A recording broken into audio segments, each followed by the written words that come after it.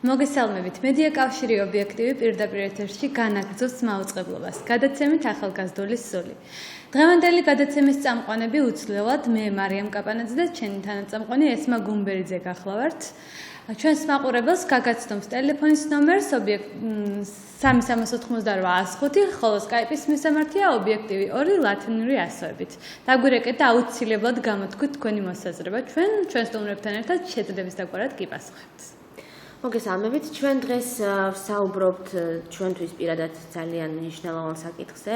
კერძოდ კი შეშემოპირთა ჩართულობაზე, შეზღუდული შესაძლებლობის მქონე პირთა აქტივიზმზე და აქტიობაზე და ყავს სტუმრად ორი შესანიშნავი აქტივისტი, ბატონი გოგა კოხრეიძე, რომელიც ამჟამად არის საზოგადოებრივი მაუწყებლის აღმასრულებელი სამეურვეო საბჭოს წევრი და ასევე ბატონი თამაზ მუქერია, საქართველოს უსინათლოთა კავშირის სოციალური და ბიზნეს პროგრამების სამსახურის უფროსი. მოგესალმებით.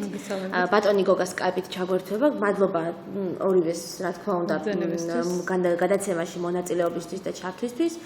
ბატონი გოგათი დავიწყებთ. ბატონო გოგა, თუ შეიძლება მოდი აღვნიშნოთ ეს, მაგრამ ბატონი გოგა არაადაპტირებული გარემოს გამო სამწუხაროდ დღეს ჩვენს ეთერში აქ ვერ გახლავთ სტუდიაში და ეს აღვნიშნოთ. ბატონმა თამაზმა კი ბევრი პრობლემის მიუხედავად შეძლო და დღეს ჩვენ სტუდიაშია. მადლობა თქვენ ორივეს.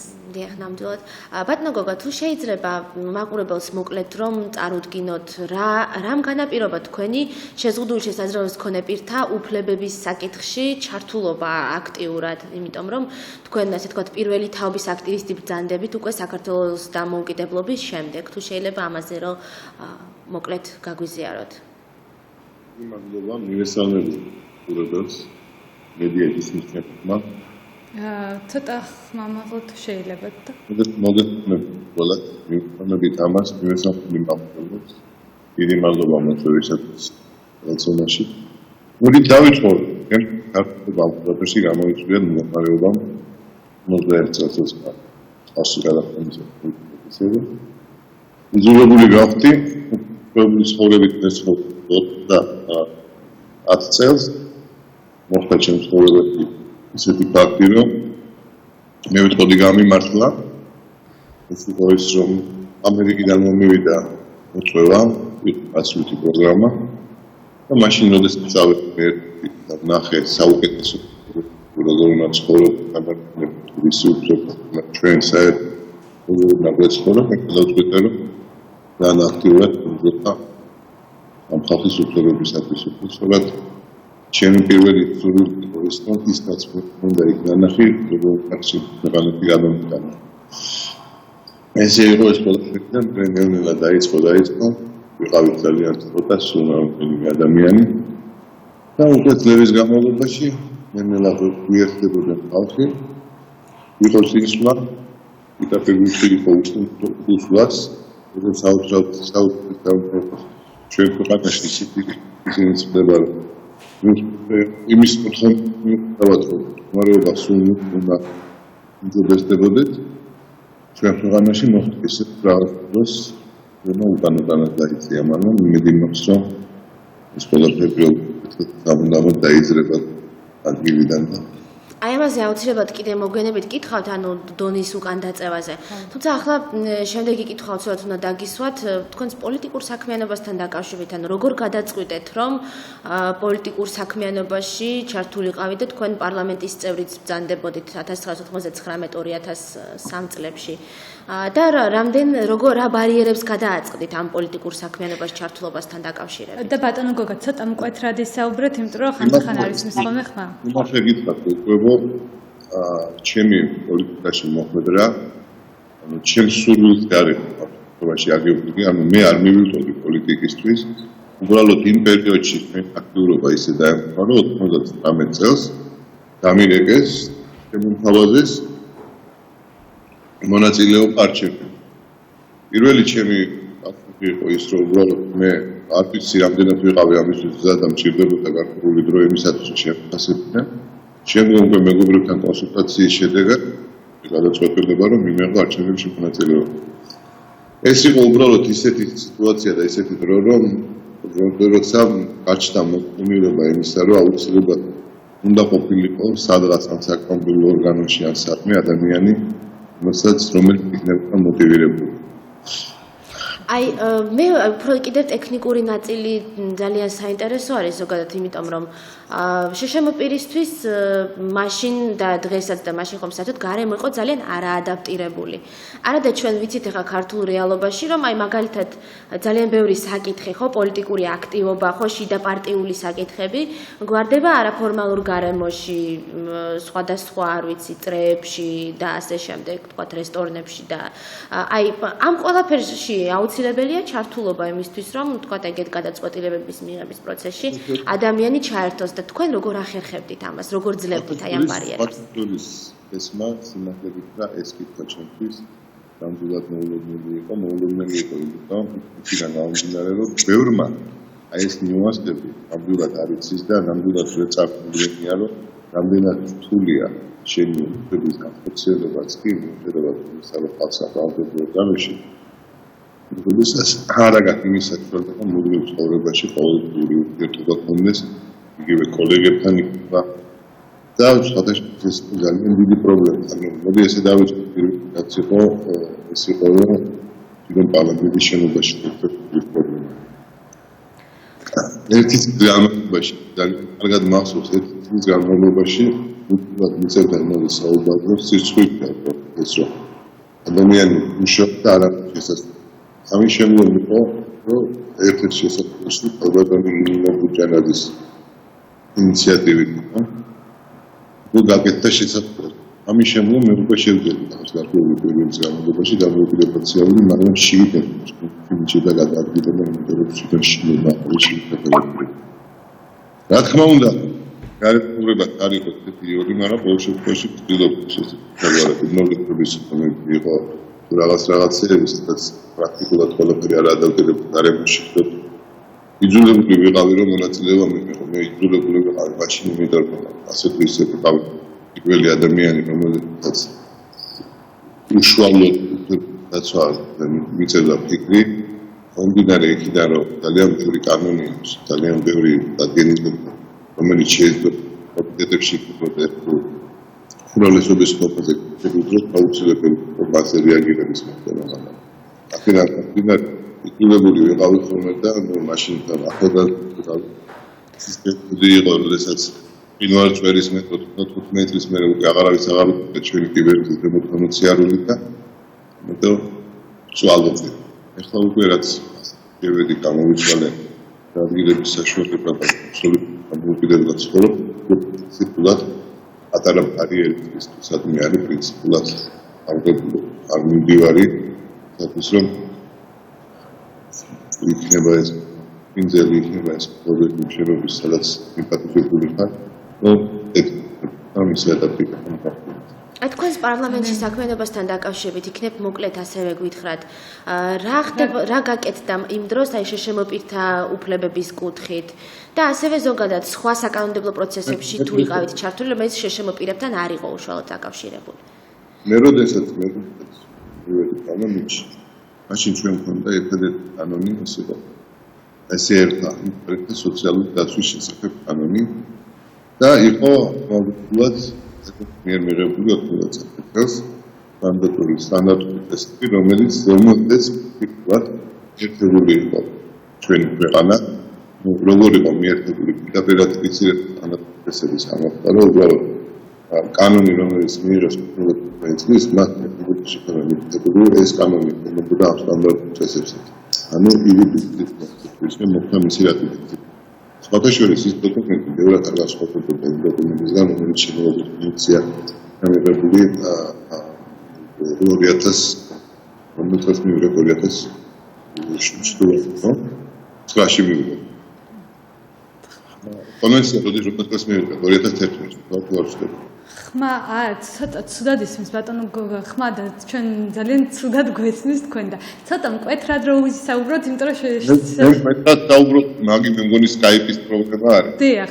აი უბრალოდ ცოტა ახლოს რომ მოხვიდეთ და ისაუბროთ, იმიტომ რომ ფაქტიურად ჩვენ თქვენი ძალიან ცუდად გვესმის და კი ბატონო, ანუ იმ კანონის მიხედვით, ინვალიდთა სოციალური დაცვის შესახებ კანონი და სტანდარტული გაერთოს მიერ აკეთებული სტანდარტული წესები, რომელიც პრაქტიკულად ჩვენი კანონის მიერ აი ამ პარალელში ვცდილობდი მაქსიმალურად იყო დაცული შემო პირთა უფლება. მაშინ ჩემდა სამწუხაროდ იყო ისეთი რომ ბიუჯეტის იყო აბსოლუტურად დეფიციტური და სადღაც $500,000 იყო მთლიანი საქართველოს ბიუჯეტი. აქედან გამომდინარე ის ცვლილება, რომელიც გარკვეულ ფინანსურ ხარჯთან იყო დაკავშირებული, უშუალოდ ძალიან დიდ პრობლემას იწვევდა სახელმწიფოში და მთავრობასთან. მიუხედავად იმისა, რომ პარლამენტში ყოფნის დროსაც კი მომიწია ერთ-ორ შემთხვევის დაფიქსირების მონაწილეობა ზუსტად იმისათვის, რომ არ შეიძლება ერთი ხელისმოს მიდროდესაც ნებისმიერი სტანდარტიზაცია, ნებისმიერი კონვენცია გავალდებულებს შენ თანაბარი შედარებულობას ეხლა და არა უკაცრავად, მაგრამ მოვიცდი და როცა მექნება საშუალება მაშინ აქედან გამომდინარე ჩემი აქტიური მოთხოვნა იყო ხოლმე რომ შესულიყო ისეთი ცვლილებებიც კი რომელთა ხარჯთან დაკავშირებული. სამწუხაროდ ეს ცვლილებები ვერ შედიოდა, იმიტომ რომ საბოლოო ჯამში მაინც მთავრობას გადიოდა, მთავრობა დაწერდა დღეს არ არის ამის შესაძლებლობა და ეს იყო ძალიან დიდი პრობლემა და სხვათა შორის ეს პრობლემა დღესაც ასე დგას მიუხედავად დიდი ბიუჯეტისა, გაცილებით დიდი ბიუჯეტისა, თანხა მაინც რაღაცებზე არ არის. მაგრამ მე გამოვნახე მეორე საშუალება და მეორე გზა, რითაც შეიძლებოდა უფლებების იმ დროს დაცვა, ეს იყო რომ ძალიან ბევრი კანონის მიღება ხდებოდა და დღესაც ხდება და ეს მუდმივი პროცესია პარლამენტი regulars კანონებს. ძალიან ბევრი კანონი არის გარკვეულ შეზღუდვებთან დაკავშირებული და გარკვეულ შეზღუდვებში აქცევს საზოგადოებას, რაშიც მან უნდა მიიღოს მონაწილეობა. აი ზუსტად ესეთი კანონების დროს ხდებოდა კიდევ უფრო მეტად მდგომარეობის დამძიმება და გაუარესება თუ რა მდგომარეობაში იყოფებიან დღეს და მაშინ იყოფებიან შეშემოყირები. დამძიმების გარდა იყო ისეთი აგრძალვებიც კი მე მახსოვს ერთი-ორი კანონი იყო, სადაც არ ვიცი მე ვის ინიციატივით იყო საერთოდ რამე შეწერილი იყო. შეშემოყირს უფლებაც კი ცდილება მიიღო რაღაც გარკვეულ პროცესებში, რომელიც მერი კომიტეტის ფორმა იქნებოდა თუ ნებისმიერი სხდომა, სადაც პლენარული სხდომა ხდებოდა განხილვა. ყველა ეს საკითხი ხდებოდა ხოლმე. აი რა კონკრეტული შეზღუდვები იყო თუ შეგიძლიათ რომ მაგალითი დაგვისახელოთ? აი მოდით ესეთი ავიღოთ რომ მაგალითად როდესაც ხდებოდა გადაცემა პენსიისა ბანკს ბანკი ეხლაში აგრობანკი იყო მაშინ იყო ყველაფერი ისე იყო წარმოდგენილი მიუხედავად იმისა რომ ჩვენი მომსახურება ახორციელებენ იცი არსად არ იყო შემოყირის უფლება გათვალისწინებული არც ერთი ბანკომატი არც ერთი ბანკი იმ დროისთვის არ იყო და მე მაშინათვე ვაკეთე საკითხს თუ ეს ყველაფერი არ იქნება ადაპტირებული მაშინ როგორ შეიძლება მათ განახორციელონ სრულფასოვანი მომსახურება ჩემდა გასაოცრად მომენტალურად საკითხი დავაყენეთ თუ არა მომენტალურად იყო შეგანილი ცვლილება რომ ვალდებულება დააკისრეს ამ შემთხვევაში ორგანიზაციას რომ ეს ყველაფერი ყოფილიყო მოგვარებული სამწუხაროდ მე მოხდა ისევე ეს პროცესი რომ დაიწყო მოხდა რევოლუციის პროცესი 2003 წელს და პრაქტიკულად შუაში შედა ეს პროცესი დაწყებული პროცესი და გაჩერდა 2003 წლის მერე რაღაც გარკვეული პერიოდის მერე მივიღეთ ის რომ აი ქალაქში არსებული პანტუსები რომლებიც მანამდე იყო გაკეთებული გზის გარემოება რომ მოხდა მოინგრა ეს პანტუსები და ისე ბარდიურები დაგენა ბატონო გოგა, წეღანს თქვენ ახსენეთ, რომ აი კანონებს როცა ღებულობენ, ხო, იქ ირღვევა ჩვენი უფლებები. და ამ უფლებების დარღვევის შემდეგ გამოთქვათ ხოლმე პროტესტს და შეგვაქვს სასამართლოში საქმე. თუ როგორ შეიძლება დღეს თვითონ კანონის მიღების პროცესში ჩავერთოთ, რომ არ დაირღვეს ჩვენი უფლებები? როგორ ფიქრობთ თქვენ? და ამაზე კიდევ ერთ კითხვას დავსვამე, თქვენ ახსენეთ ბატონო გოგა, რომ დღეს უფრო გაუარესდა მდგომარეობა შეშემოპირთა უფლებების კუთხით. თუ შეიძლება რომ ამაზეც გითხრათ, იმიტომ რომ ახლა ჩვეულებრივად ახლა ობიექტურად შევხედოთ, რაღაცები თითქოს უფრო იძuris, უფრო ხდება საუბარი ამ შეშემოპირთა უფლებებზე და თემატიკაზე და რატომ მაინც უარესდება მდგომარეობა და რა მხრივ?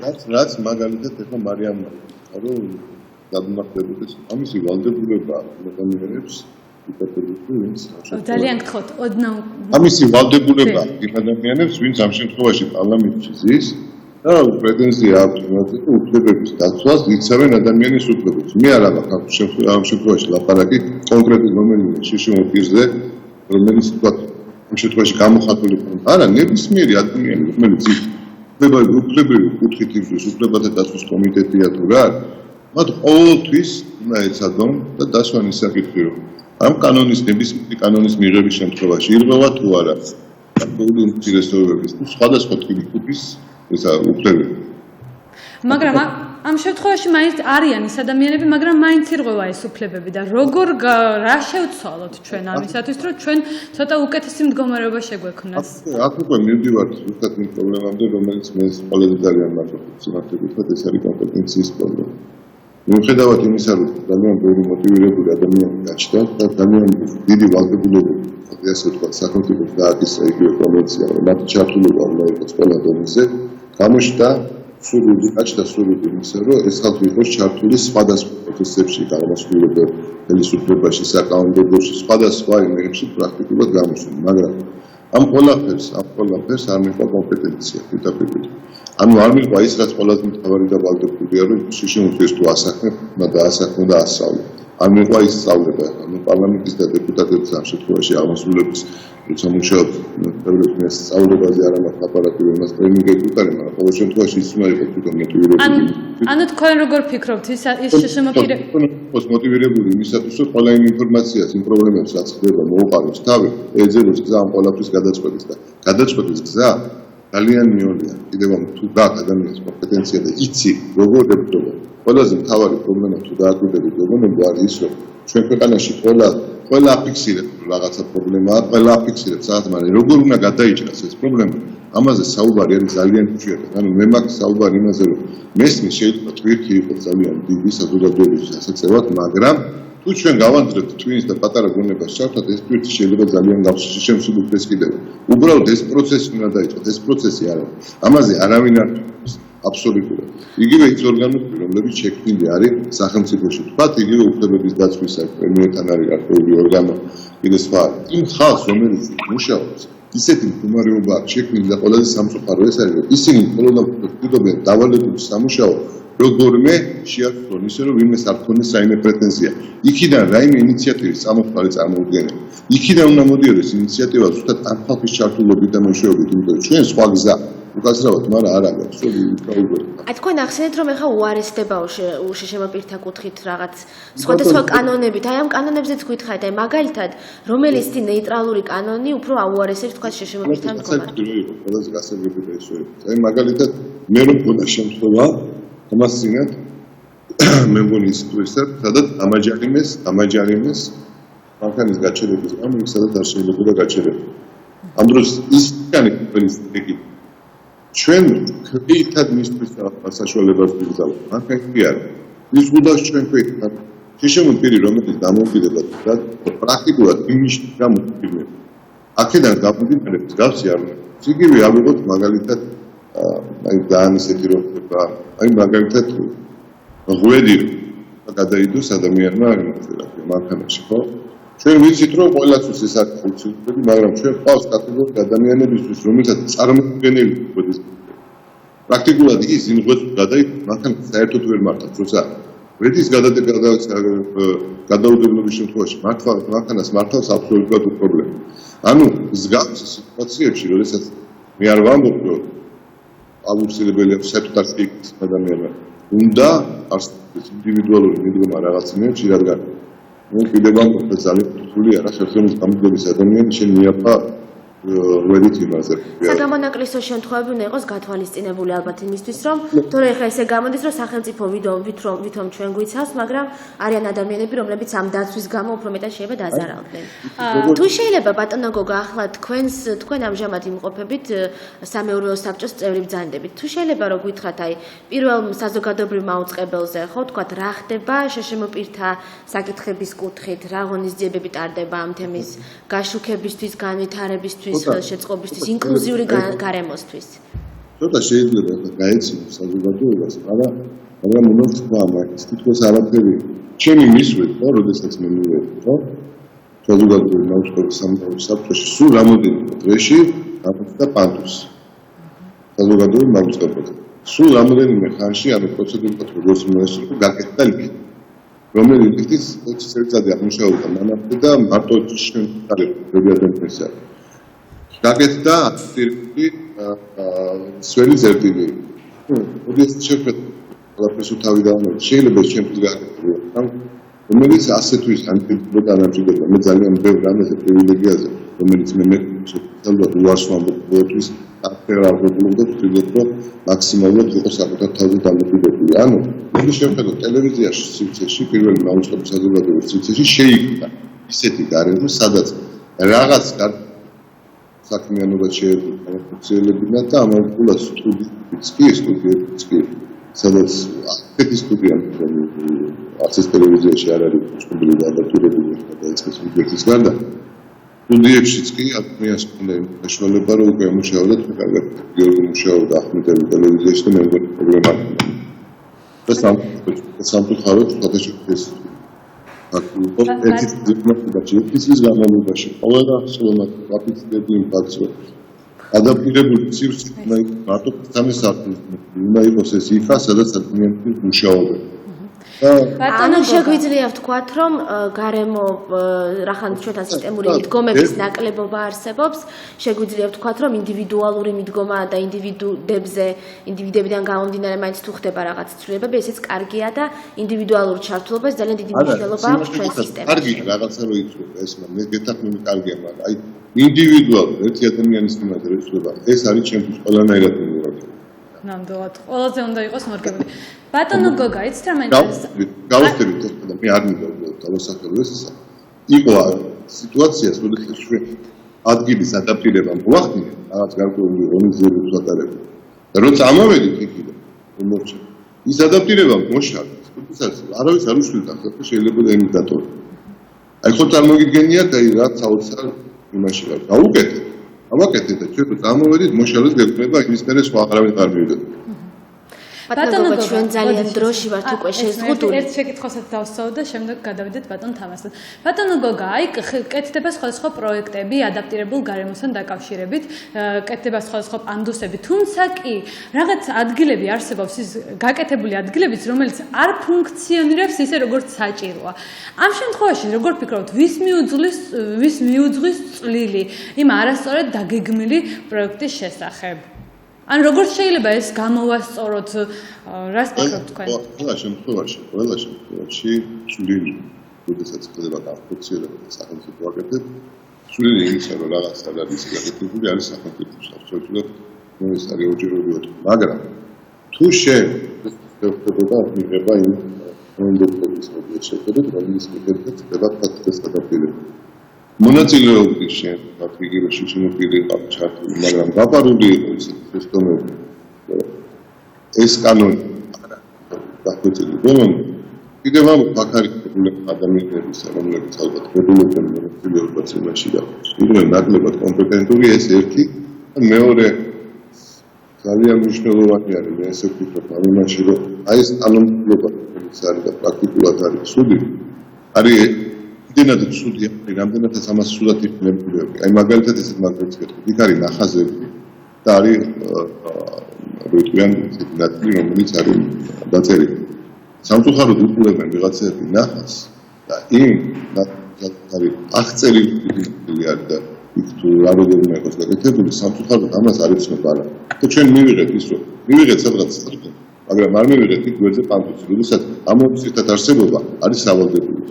და ძალიან ბევრი რუსთაველის რუსთაველის ქუჩა თქოს ადაპტირებულია რაღაცას რო შეხედა მაგრამ იმას მე ვერ გამოიყენებს ვერსეთი დამკვიდრებელი შეშემოქმედი რადგან მისასვლელი იქ მისასვლელი აქცევს ადამიანი იშვიათად საჭიროა ანუ ფიქრობთ თქვენ რომ კი კეთდება რაღაც თუნდაც ის პანდუსი, მაგრამ იქამდე მისასვლელი გზა არ არის, ყველა კუთხით არ აკეთებენ ადაპტირებულ გარემოს, ხო? თავკეთდება მე ესე ვიტყოდი.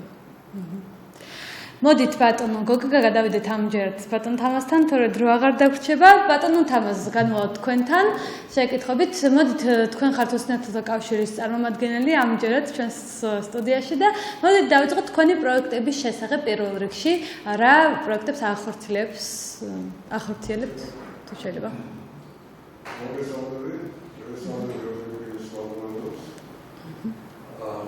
რაც შეეხება პროექტებს,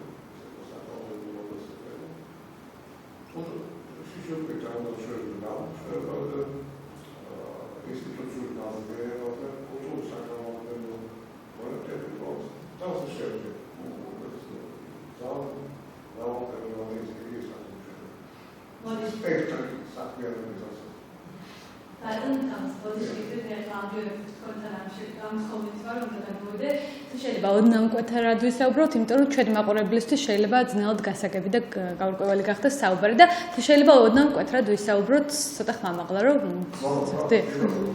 თუ შეიძლება ბატონ თამაზ უფრო დეტალურად რო განგვიმარტოთ, ანუ უფლებების დაცვაში, თქვათ რა იგულისხმება, ანუ სასამართლოს არჩელები, საკანონმდებლო ინიციატივების შემუშავება თუ რა თემები იგულისხმება?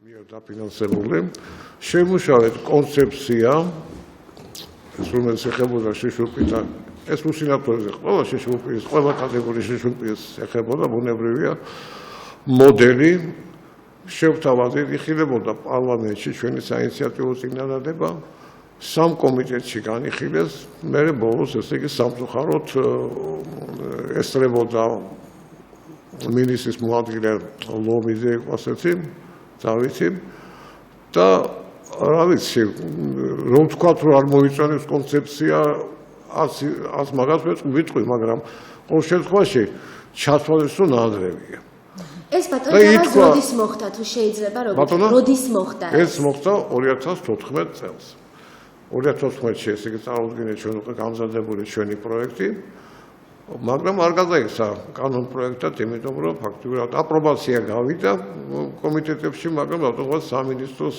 ესე იგი, შრომის ჯანმრთელობის და სოციალურ სამინისტროს მიერ მაგამაც არ იყო მხარდაჭერილი. კერძოდ რას ეხებოდა? უბრალოდ ეხებოდა მოდელს, სადაც იყო სავალდებულო შეშუპირთა დასაქმება, აი ისე როგორც ჩვენ უბრალოდ ამ ევროკავშირის პროექტით ვიყავით პოლონეთში, გავეცანით აი მექანიზმებს, მოდელს შევხვდი შრომის და სოციალური პოლიტიკის სამინისტროში დეპარტამენტის ხელმძღვანელებს, სამინისტროს ხელმძღვანელებს, ხმად შევისწავლეთ ესე იგი სიტუაცია და შვენივრად ფუნქციონირებს ფონდი. ფონდის დანიშნულება რაში მდგომარეობს, ესე იგი, მდგომარეობს იმაში, რომ ამ ფონდის საშუალებით ხდება დამსაქმების დაინტერესება აუცილებლად. მე ასე მიმაჩნია, აი ეს მოდელმა რომ იმუშაოს ბუნებრივი აქ არის ორი სუბიექტი. ერთი არის შრომატონო შეშემპირი, რომელსაც უნდა დასაქმება და შრომა და მუშაობა. მეორე მხრივ ესე იგი დამსაქმებელი. და მესამე შემოდის უკვე სახელმწიფო, რომელიც უნდა იყოს რეგულატორი, უნდა დაარეგულიროს ესე იგი მათ შორის ურთიერთობები. ესე იგი საკანონმდებლო დონეზე ბუნებრივია. ასე მდგომარეობს იმაში, რომ იყოს სავალდებულო კვოტები თუ იმ საწარმოებისას 25-ზე მეტი მუშაობს რომ განაკვეთზე სავალდებულო თქვა პოლონეთში 6%-ია, გერმანიაში 5%, ესპანეთში 6%, უკრაინაში 4%, რუსეთში არის მგონი თორასტები 5%, მოკლედ ბევრგან არის ეს მოდელი მიღებული და მუშაობს. სამწუხაროდ ამჯერად ჩვენთან არ გამართლა. თუ მიგიმართავთ არა, გეტყვით, პოლონეთის მთავრობა იყო ჩართული აქტიურად 2012-13 წელს, 2012-ში, 13-ში, 14-ში გვეხმარებოდნენ სხვათა შორის, ესე იგი ეს იყო სამთავრობო დონეზე.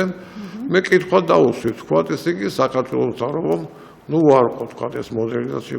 რა ვქნათ თუ არ ყო, ესე იგი ჩვენ უბრალოდ პროექტის ფარგლებში მუშაობთ და მაქსიმალურად ვეხმარებით მთავრობას, თუ არა და მე შეიძლება ესე იგი ჩვენ ძალიან საღემატებად. ალბათ არ გამოიჩინა ესე იგი ჩვენმა ხელისუფლებამ ძალიან ინტერესი და ფაქტიურად დასამართლად კი, ესე იგი ჩავარდა კარგი ჩვენიერი ესე იგი ინიციატივა პოლონელი მეგობრების და აი ზუსტად ჩემს რუმინეთში ყოფნისას ერთ-ერთ მცირე მხედრელ მასწავლებელს გავესაუბრე და მან თქვა რომ ჩვენთან კი არისო ეს კვოტებიო შემოღებულიო თუმცა ძალიან რთულია მაინც ამის მიუხედავად შშმ პირის მოძიება და მისი დასაქმება იმიტომ რომ რაღაცნაირად мотиваცია არ არის მაინც დასაქმების ამასთან დაკავშირებით თუ შეგიძლიათ რამე თქვათ რომ ანუ მარტო კვოტები საკმარისია თუ იქნებ სხვა ღონისძიებებიც არის საჭირო იმისთვის რომ შშმ პირებიც უფრო გავააქტიუროთ და ამ საკითხზე კიდევ აუცილებლად ებმის ეს თემაც ჩემი აზრით ჩვენ დღეს ვხედავთ რომ უსინათლო თემი შეზღუდული შესაძლებლობის მქონე დანარჩენ თემში თან შედარებით არის ერთ-ერთი ყველაზე უჩინარი ანუ აქტივობებს თუ გადავაკვირდებით, ადამიანებს თუ თქვათ ვკითხავთ ქუჩაში, ვინ არის შშმ პირი, ხო, ჩამოთვალეთ. აი, დარწმუნებული ვარ და ძალიან ხშირად აი ამ ჩამონათვალში უსინათლო არ ახსენდებათ და მე რო შეახსენებ, მე კი, უსინათლოც რა თქმა უნდა, მაგრამ ყოველ შემთხვევაში ისე თავისით არ ახსენდებათ. აი თუ შეგიძლიათ ბატონო თამას რომ როგორც აქტივისტმა რომ ახსნათ თქვენი აზრი გითხრათ რატომ ხდება ასე და რა შეიძლება გაკეთდეს იმისთვის რომ აი ეს უჩინარობა როგორღაც დავძლიოთ. კი ბატონო. ჯერ პირველ კითხვაში გავცემ პასუხს ესე იგი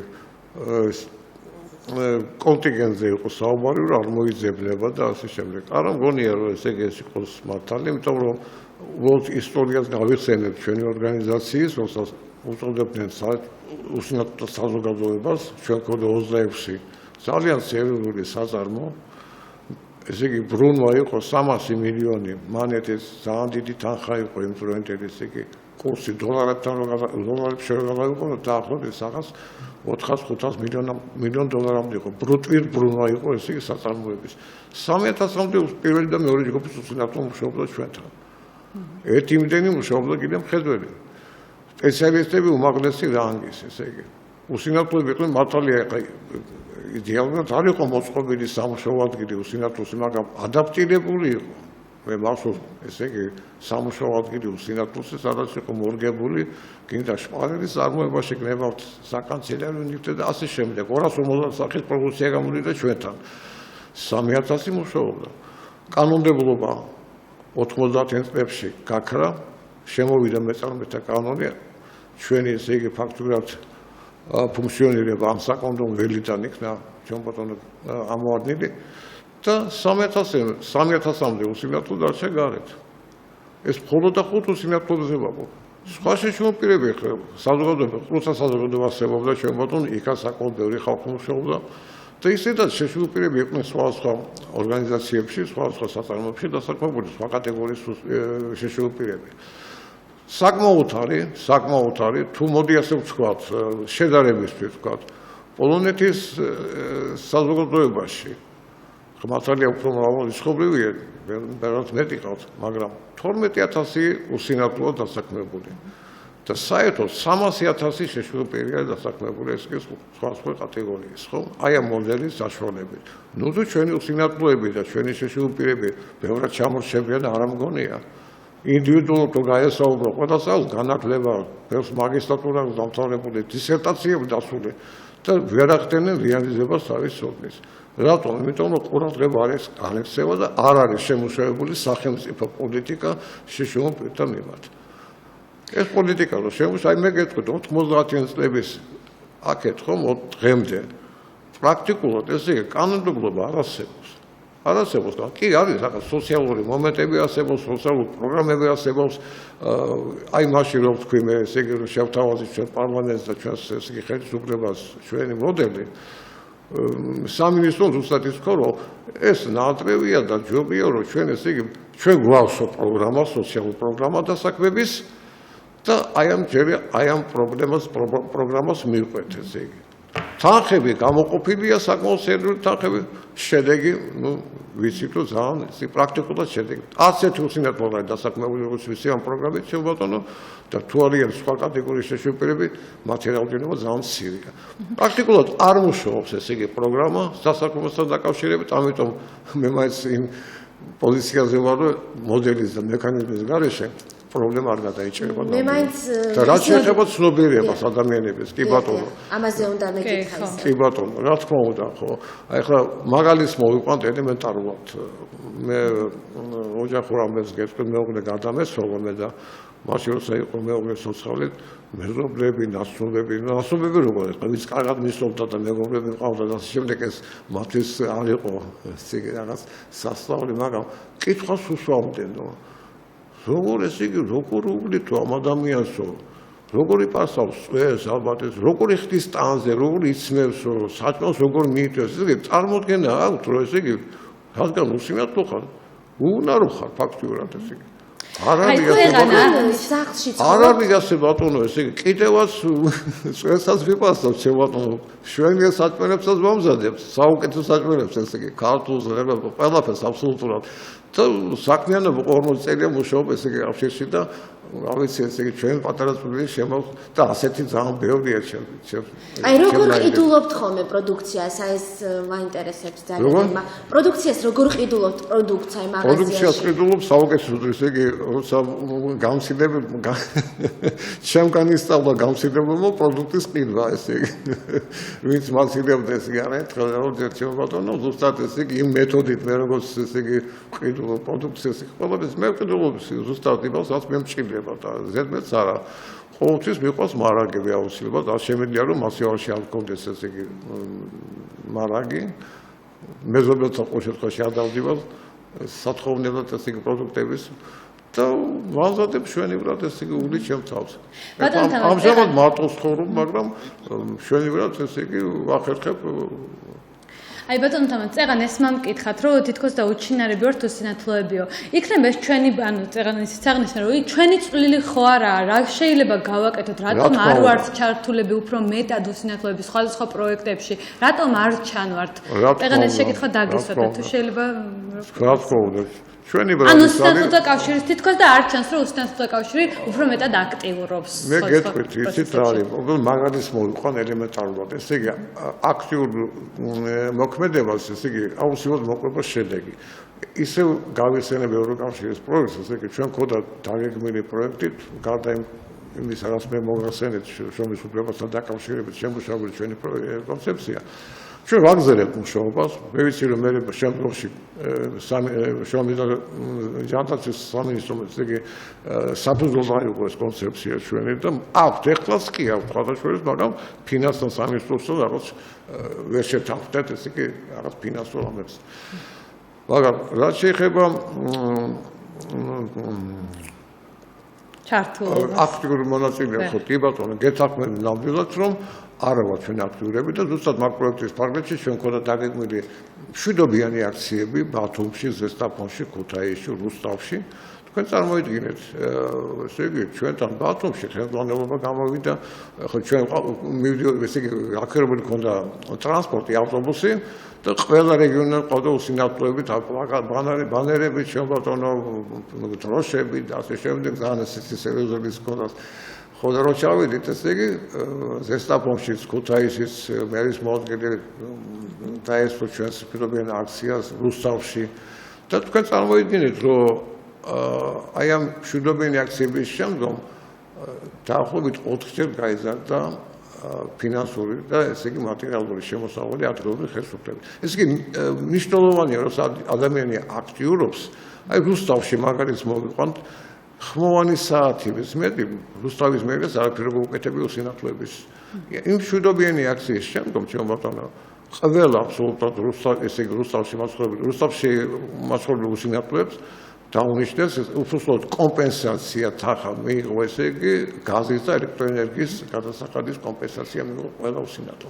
მე მგონი მნიშვნელოვანია ეს დაახლოებით ბევრი თუ არა, მაგრამ საკაც 50-60 ლარია. მაშინ როცა ბატონო თამაზ რო გაწყვეტნეთ, მაგრამ ანუ აქტივობაში ჩვენ თქვათ არ გულისხმობთ მხოლოდ და მხოლოდ რა თქმა უნდა მოთხოვნას რომ რაღაც დაფინანსების გაზრდის კუთხით, არამედ ჩვენ გულისხმობთ მაგათაც ზოგადად ხილვადობას, ხო, ანუ ჩვენ ხედავთ ბევრგან ხო, ანუ არიან თქვათ ეთლით მოსარგებლეები დასაქმებული სხვადასხვა კომპანიებში, სამთავრობო დაწესებულებებში, ტელევიზიებში და სხვადასხვა სფეროში უფრო მეტად ჩანან თუნდაც უფრო მეტად განიხილება მათი პრობლემები გარემოს ადაპტირების კუთხით, ხო?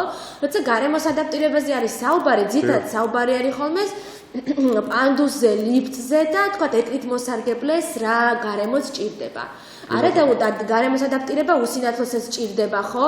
სარეაბილიტაციო ცენტრების დასრული ადამიანებისთვის უსინათლოებსაც სჭირდება. ბანკებიც იგივე ხა ხო ბანკების, ხელმოწერის, ბანკომატების, იგივე თქვათ გადაადგილების შესწავლა და სწავლება, მობილობა და ორიენტაცია და სხვა მრავალი. აი ამ კუთხით კიდევ ჩვენი ესე ვთქვათ პასიურობის გარდა, კიდევ თქვენი აზრით რა განაპირობებს ამას და როგორ შეგვიძლია რომ ეს დავძლიოთ? და ბატონო თამაზ, თუ თვლით, რომ თუ ფიქრობს უსინათლო კავშირი, აი მაგალითად ძალიან ბევრ რეგიონში და ასე შემდეგ, თუნდაც უსინათლო კავშირში დასაქმებულები არიან უფრო მეტწილად ასაკოვანი ადამიანები, არავის არ მეშვები, მაგრამ თუ ფიქრობს უსინათლო კავშირი დააკომპლექტოს ახალგაზრდა თაობით და მათ უფრო რადგან უფრო მეტი ენერგია აქვთ და იქნება უფრო მეტად შეიცვალოს ამ კუთხით რაიმე. თუ ხომ არ ფიქრობს შემთხვევით გადახალისებას კადრების? კი ბატონო. ისე ორ ნაწილად უნდა დავყოთ, ორი საკითხვა იყო. რა თქმა უნდა, აბსოლუტურად გეთანხმებით, ესე იგი რეალურად თორსკატ უსინათლოების შედარებით პასიურები არიან, შემიძლია ეს აღნიშნო. ნუ ახლა ყველაზე არ ეხება, მაგრამ ძირთად მასაზეა ლაპარაკი ფაქტიურად. ალბათ შესაძლებელია ბუნებრივიც არის, ახლა მხედველობა მნიშვნელოვანია ადამიანის ცხოვრებაში, მაგრამ ალბათ აუცილებელია რომ გააქტიუროს ჩვენი უსინათლო წევრები. ყველაფერს ღებულობენ ისე როგორც აი არ ვიცი როგორ გითხრათ თუ გნებავთ აი ამისთვის კითხავ ხომ ბევრი ძალიან პროცედურული მაგასაც დარღვევა არის ხომ ზოგი ეგუება მაგას და არაფრის რომელ ჩართულობაზეა ლაპარაკი ხარ შრო ჩაერთო რაღაც გადაწყვეტილების მიღების პროცესში უნდა გქონდეს შესაბამისი ინფორმაცია შეფასების დონე და უნდა იცნობლიო ალბათ საკანონმდებლო ბაზასაც უნდა იცნობლიო რომ შეიძლება იგივე აგენტი იქნება პროგრამაში პროგრამაზე თუ საუბარი თუ გნება ისევ ხელისუფლების წარმომადგენელს ან როგორ გინდა შენ გააკონტროლო ესე იგი მათი გადაწყვეტილებები თუ შენ უბრალოდ არ იცი ან არ გესმის რაზეა საუბარი ლაპარაკი ამიტომ საინფორმაციო დონის ამაღლება ცნობიერების დონის ამაღლება ძალიან მნიშვნელოვანია სულსაც პროექტებში როცა შემაგარ ჩვენ ხა პროექტით მაგათაც 13,000 ადამიანს ვერც ჩავთავთ არა ერთდროულად ხო ან ვერც 10,000 შეგვიძლია თქვა 30 50 100 ადამიანი მოვამზადოთ, მაგრამ არასაკმარისია, რა თქმა უნდა და ნაკლებად რო ჩანან, აი ეს იმაზე გიპასუხებთ. ხო, ნაკლებად ჩანან, თუმცა შემიძლია მოვიყვანო მაგალითები, რომ რამოდენიმე წლის წინ იყო ასეთი რამ, რომ დაუშვეს კვოტები, ну ალბათ კვოტები, უნდა იყო პროგრამა, დასაქმდნენ უსინათლოები მაგათაც შემოსავლების სამსახურში დღემდე მუშაობენ. თუმცა არ არის საკმარისი ბატონო თამაზმა. თუმცა არ არის საკმარისი მაინც 9 კაცია სულ მგონი 8 ადამიანი მერიაში მუშაობს ერთი ნანა ბრეგვაზია ჩვენი ესე იგი წევრი და ესე კონტაქტი ძალიან ნამდვილად არ აქვს მასშტაბი ნამდვილად კი ბატონო რა შეეხება მეორე კითხვა კი ბატონო ამას რაც თქმა უნდა დიდი შრომა ჭირდება და თვითონ მონდომება ჭირდება თვითონ უსინათლობას უნდა მოიდომოს თავისთავად ცხადია. ბატონო, ჩვენ უნდა იმისთვის ვართ მოწადებული და დავარაზმოთ ეს ხალხი და მივცეთ მიმართულება. კი ბატონო. ბატონო თამას, წეგან ახსენეთ აი რაღაც საკითხებთან დაკავშირებით უსინათლოების უცოდინრობას. თუ აპირებს უსინათლოთა კავშირი გარკვეულწილად მათი ცოდნის ამაღლებას ან ტრენინგების ჩატარებას ერთგვარად რაღაცა ვინც არ იცის თავისი უფლებების შესახებ. თუ იგეგმება ესეთ მსგავსი რამ თუნდაც. არა, მე მინდა გითხრათ ნამდვილად ესე იგი პროექტებზე და ესე იგი ამისთვის კითხვა მე უბრალოდ არ მომეცდა საშუალება რომ გამეხსნა თვითონი პროექტი, თორემ სამოქალაქო განათლების კუთხით ძალიან ბევრი საკითხი ჩატარებული, ყავს ესე მაღალი რანგის სპეციალისტი მოწვეული და სხვათა შორის შედეგიც მოყვა მაგას, იმიტომ რომ ამის შემდეგ რაც ყოველდღე ესე იგი რიცხვი არ არის ათასობით, მაგრამ 100 ადამიანები ჩვენ მოამზადებთ. დაახლოებით ჩვენ პროექტებში 226 კაცი იყო დასაქმებული. სხვა პროექტებში ვაბობ, ეს დროებითი დასაქმება ბუნებრივად სანამ პროექტი ხორციელდება მაგ დროს და ამ დროს საკმაოდ დიდი გამოცდილება მიიღო ჩვენმა ბენეფიციარებმა, ჩვენმა უსინათლოებმა და რა თქმა უნდა გეგმავთ და ეს პროცესი გრძელდება. ძალიან დიდ მნიშვნელობას ვანიჭებთ ჩვენ კომპიუტერულ სწავლებას, აი ხმოვანი პროგრამების გამოყენებით. იმიტომ ეხლაც კი გვაქვს ჩვენ ესე იგი ვატარებთ სწავლებას ჩვენი უსინათლო ზარდამატიაშვილი ესე იგი. აი ბატონო, ჩვენ საუბრობთ ჩვენ აი მარის შეკითხვას აუცილებლად უნდა მივუბრუნდე, რომელიც აი ახალგაზრდების ჩართულობას ეხება, ხო? ანუ რა ხედვა აქვს უსინათლოთა კავშირს ახალგაზრდების ჩართულობის გასაზრდელად, იმიტომ რომ ფაქტია, რომ ახალგაზრდობის და ახალგაზრდა უსინათლოების ჩართულობა უსინათლოთა კავშირის საქმიანობაში არის საკმაოდ დაბალი. დაბალია გასაკვირველი კი ბატონო. ერთი რამ მინდა ვთქვა. ჩემს სამსახურში, სადაც მე ვმუშაობ, მხოლოდ ახალგაზრდებთან ვმუშაობ და რატომ? თუმცა კი უსინათლოება არა, გეტყვით, მე ესე იგი არა, კი ბატონო, მაგრამ არა, მაგას მნიშვნელობა ახალგაზრდა ხო და რატომ ახალი იდეები ჩვენ ბატონო, ენერგია, აქტივობა ჩვენ ბატონო და ყველაფერი საინტერესოა, ბევრი რამ ჩვენ შეიძლება გამოცდილება გვაქვს და ასე შემდეგ, მაგრამ აი ინოვაციური მომენტები, რაღაც აქტივობა და ყველაფერი რა თქმა უნდა ახლა იგივე შემიძლია თქოს ახალგაზრდებზე ბუნებრივია. ეს მართლა ძალიან დიდი მინუსია ჩვენი ორგანიზაციის, მაგრამ ერთი მომენტიც კი არის, აი თქვა რეგიონებთან დაკავშირებით თქვენ ესმა დამეხვით კითხვა, ხომ? პრაქტიკულად ახალგაზრდები რეგიონებში არ ყოფს ჩვენ. ძირითადად კონცენტრირებულები არიან ქალაქ თბილისში. ნუ ალბათ ბუნებრივი საიქ მადამაის სასაქმება არ არის, არაფერი არ არის, სწავლა, განათლება, ყველაფერი დედაქალაქშია და ყველა მისწავლის ქალაქისკენ და იშვიათად უნახავ ესე იგი ახალგაზრდას. ხომ არ ფიქრობთ რომ რეგიონების ახალგაზრდები უბრალოდ უფრო დამალულები არიან და თქვათ სახლებში გამოკეტილები? ეს პრობლემა ნამდვილად გეუბნებით, რომ ეს მენტალიტეტიდან გამოდის, ზოგიერთი მალავს ნამდვილად მე მქონდა 2015 წელს პროექტი, აი მარტივი საკარიოს ის იყო საარჩევნო პროექტი, ჩვენი უფლების რეალიზების პროექტი მქონდა და მე შევხვდი, მგონი ჩაილური იყო სოფელი. ფაქტურად 22 წლის გოგო დედას ყავდა სახლში, ესე იგი სკოლაში ადრე სკოლა და უმთავრებია შემოთონ მე ვთქვი რატომ აგერ სკოლა არსებობს 202 პანსიონი მშვენიერი მასწავლებლები, კარგი დონე და სამთავრებული, რატომ არის გამოკეტილი ბავშვი სახლში? სულდოა სიმპათური ნორმალური გოგო, მაგრამ განათლება რექტორი 22 წლის გოგო. რამის ვეჩხუბე მაგ დედამის გამოტოს. არა, იქ სკოლიდან გამოვიყანე, იმიტომ რომ ესე იგი სალადობას ჰქონდა ადგილიო, დასცინოდნენ და ასე შემდეგ. ნუ ასეთი მომენტები არსებობს, კი ბატონო. ძალიან ბევრი სასაუბრო გვაქვს, ჩვენ გვინდა და ბანკებთან დაკავშირებით სასამართლოების საკითხებზე გვესაუბრა, მაგრამ სამწუხაროდ ბატონო თამას ჩვენი დრო ამოიწურა და იმედს ვიქონიებთ, რომ უსინათლოთა კავშირიდან აუცილებლად მოვაკიდევ წარმომადგენელი, ვისთანაც ამ საკითხებზე ვისაუბრებთ. სამწუხაროდ ჩვენი დრო ამოიწურა, ჩვენს მაყურებელს დავამშვიდობებით ზუსტად 2 კვირით მომავალ შეხვედრამდე.